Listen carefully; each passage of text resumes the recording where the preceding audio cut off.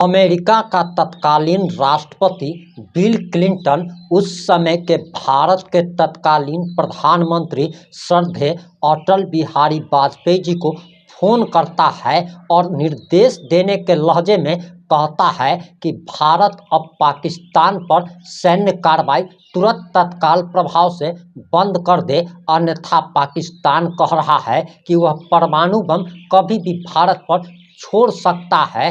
तब हमारे उस समय के तत्कालीन प्रधानमंत्री श्रद्धेय अटल बिहारी वाजपेयी जी ने उस समय के तत्कालीन अमेरिका के राष्ट्रपति बिल क्लिंटन को मुंहतोड़ जवाब देते हुए साफ तौर पर कह दिया था कि अमेरिका और पाकिस्तान को जो करना है कर ले, वह परमाणु बम छोड़ना चाहता है तो परमाणु बम भारत के ऊपर गिरा दे, लेकिन एक बात याद कर लीजिए कि पाकिस्तान कल का सूरज नहीं देख पाएगा। मैं भारत के आधा भारत को कुर्बान करने को तैयार हूं, लेकिन पाकिस्तान कल का सूरज नहीं देख पाएगा। और अटल बिहारी वाजपेयी वाला दिल आज तक के किसी भी प्रधानमंत्री में उनके बाद नहीं हुआ है। एक समय की बात है जब इंदिरा गांधी को उस समय के तत्कालीन राष्ट्रपति रिचर्ड निक्सन ने फोन करके कहा था कि आप पाकिस्तान पर कार्रवाई बंद कर दीजिए, वरना हम आप पर इतने आर्थिक प्रतिबंध लगा देंगे। और इस तरीके की खुलेआम धमकी उस समय के राष्ट्रपति रिचर्ड निक्सन द्वारा दी गई थी। लेकिन इंदिरा गांधी को ऐसे ही आयरन लेडी नहीं कहा जाता है। और हम बात इसीलिए कर रहे हैं अटल बिहारी वाजपेयी जी की, हम बात इसलिए कर रहे हैं स्वर्गीय इंदिरा गांधी जी की, क्योंकि भारत ने जिस प्रकार से सीज फायर का निर्णय लिया है, और सबसे बड़ी शर्मनाक बात इससे ज़्यादा और क्या हो सकती है कि भारत युद्ध करेगा या नहीं करेगा, इस बात का फैसला अमेरिका का राष्ट्रपति लेता है। अमेरिका का राष्ट्रपति दुनिया को ये बताता है कि भारत अब पाकिस्तान पर कोई भी सैन्य कार्रवाई नहीं करेगा। और सबसे बड़ी बात कि 140 करोड़ देशवासियों के मन में ये सवाल उठ रहा है कि आखिर 56 इंची प्रधानमंत्री नरेंद्र मोदी जी ने अपने पांव पीछे क्यों खींच लिए हैं। इसका जवाब आपको इस वीडियो में मिलने वाला है। कर्नल सोफिया कुरैशी और विंग कमांडर व्योमिका सिंह ने इस बात का खुलासा कर दिया है।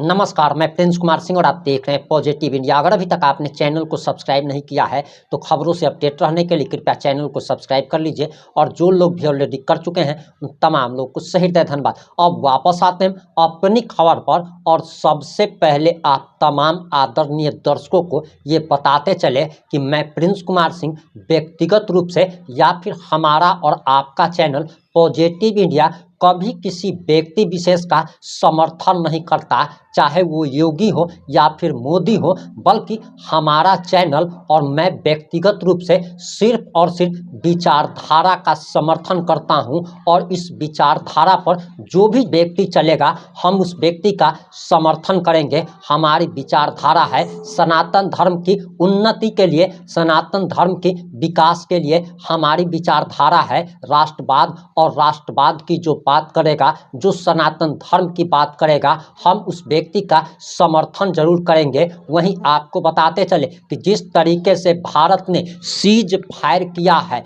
और भारत के सीज फायर के जवाब में जिस तरीके से पाकिस्तान ने सीज फायर का उल्लंघन किया, उससे साफ तौर पर एक बात तो साबित हो जाती है कि पाकिस्तान ने सीज फायर तोड़ा। इसका मतलब है कि पाकिस्तान मध्यस्थता नहीं चाहता था, पाकिस्तान इस युद्ध को रोकना नहीं चाहता था, भारत ही समझौता करना चाहता था। और इससे ज़्यादा शर्मनाक बात क्या हो सकती है कि हमारे महान देश भारत युद्ध करेगा या नहीं करेगा, इसका निर्णय और इस बात की घोषणा अमेरिका का राष्ट्रपति कर रहा है। इससे ज़्यादा शर्मनाक बात और क्या हो सकती है। आखिर 1.5 लाख करोड़ रुपए का राफेल खरीद के और इतने सारे हथियार खरीद करके उसका अचार डालना है क्या, ये बात भी समझ में नहीं आ रही है।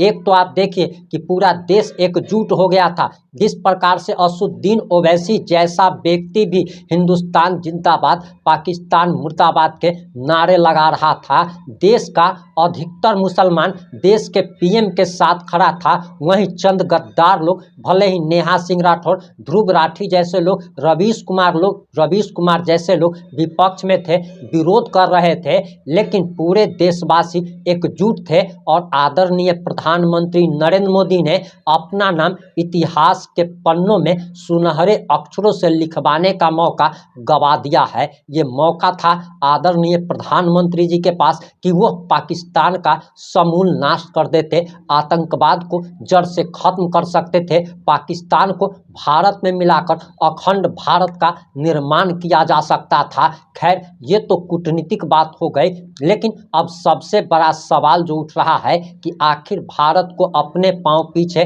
क्यों खींचने पड़े, इसका खुलासा व्योमिका सिंह, जो कि हमारी विंग कमांडर हैं, और कर्नल सोफिया कुरैशी ने प्रेस कॉन्फ्रेंस में किया है। और हम आपको आगे कर्नल सोफिया कुरैशी और विंग कमांडर व्योमिका सिंह का बयान सुनाने जा रहे। इस बयान को सुनकर आपको पता चल जाएगा कि आखिर भारत को अपने कदम पीछे क्यों खींचने पड़े।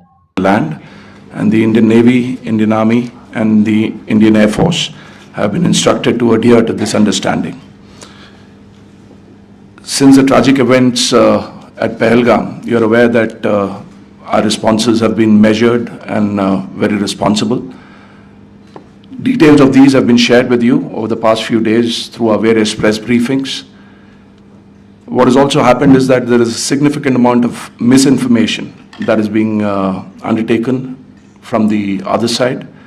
And as a professional military organization, we thought it is also our duty to dispel those misinformation aspects, as also state the facts of the case as they stand. Towards that, I will now hand over to my colleague, Colonel Qureshi. नमस्कार।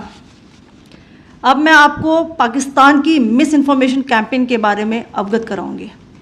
पहला, पाकिस्तान ने यह claim किया कि उसने अपने JF-17 से हमारे S-400 व ब्रह्मोस मिसाइल बेस को नुकसान पहुंचाया, जो कि बिल्कुल गलत है। दूसरा, उसका यह भी मिस इन्फॉर्मेशन कैंपेन था कि हमारी एयरफील्ड्स जो कि सिरसा, जम्मू, पठानकोट, बठिंडा, नलिया और भुज में हैं, ये उसका मिस इन्फॉर्मेशन भी बहुत गलत है।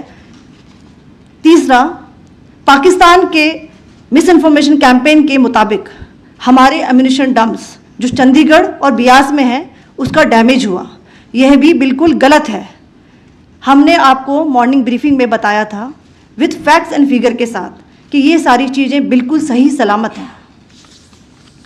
अब मैं आपको बताना चाहती हूँ कि पाकिस्तान के एक प्रेस कॉन्फ्रेंस में ये बात की गई थी कि उनके सीनियर मिलिट्री ऑफिसर्स जो कि पूरी तरह से ये भ्रामक हैं और तथ्यों से दूर हैं कि पाकिस्तान की ओर से ये झूठा आरोप भी लगाया जा रहा है कि भारतीय सेना ने मस्जिदों को नुकसान पहुंचाया। मैं इससे बिल्कुल स्पष्ट करना चाहती हूं कि India is a secular nation और हमारी सेना भारत के कॉन्स्टिट्यूशनल वैल्यूज़ की एक बहुत प्यारी झलक है। इंडियन आर्म्ड फोर्सेस ने पाकिस्तान को बहुत भारी नुकसान पहुंचाया, उनके मिलिट्री इंफ्रास्ट्रक्चर्स को, चाहे वो लैंड एसेट्स हों या फिर उनके एयर एसेट्स। यही नहीं, इंडियन आर्म्ड फोर्सेस ने पाकिस्तान की एयरफील्ड्स स्कर्दू, जकोबाबाद, सरगोदा और बुलारी को बहुत नुकसान पहुंचाया। इसके अलावा पाकिस्तान के air defence system, radar system, उनको भी एयर स्पेस में अनटेनेबल किया। यह भी बताना चाहती हूं कि लाइन ऑफ कंट्रोल के पास पाकिस्तान के command and control logistic installations और उनके मिलिट्री इंफ्रास्ट्रक्चर्स, मिलिट्री पर्सनल्स का इतना भारी नुकसान हुआ कि पाकिस्तान की ऑफेंसिव व डिफेंसिव कैपेबिलिटी को नष्ट कर दिया गया। अंत में मैं फिर से ये बात दोहराना चाहूँगी, इंडियन आर्म फोर्सेस पूरी तरह से तैयार है, सतर्क है और भारत की संप्रभुता और अखंडता की रक्षा के लिए पूरी तरह से कमिटेड है। धन्यवाद। जय Hind.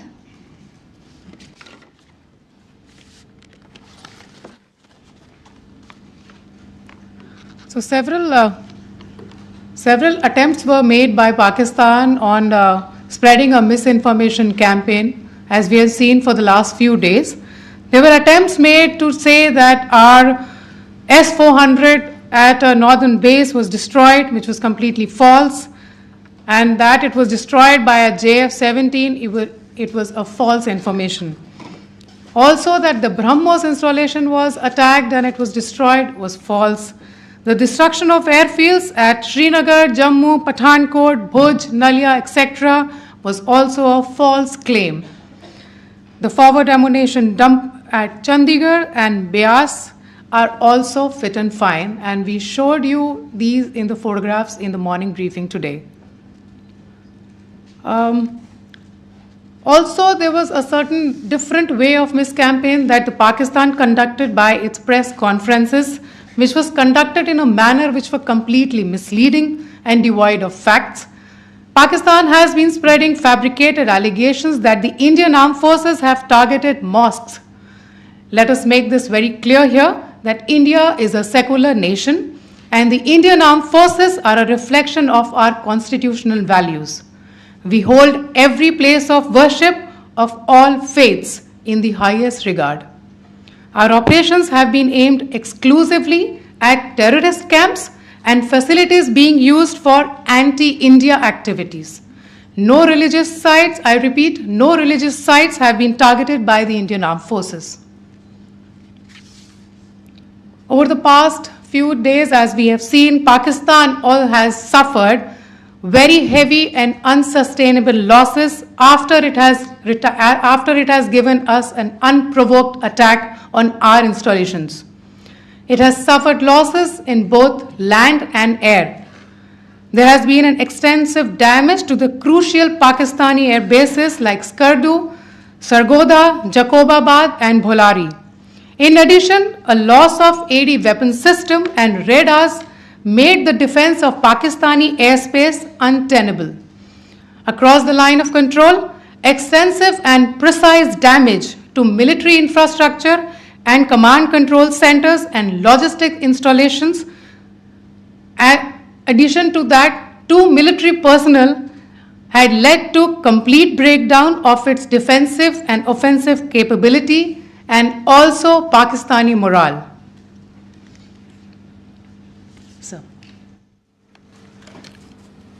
In conclusion, let me reiterate that whilst we will be adhering to the understanding that has been reached today, that is the Indian Army, the Indian Navy, and the Indian Air Force, we remain fully prepared and ever vigilant and committed to defending the sovereignty and integrity of the motherland.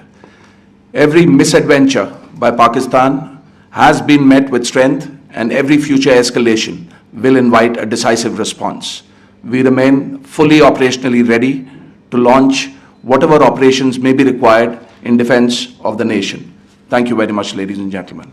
आपने बयान सुन लिया होगा। अब आपकी इस पर क्या प्रतिक्रिया है, अपनी प्रतिक्रिया जरूर दीजिएगा। जुड़े रहे हमारे साथ। जय हिंद, जय भारत।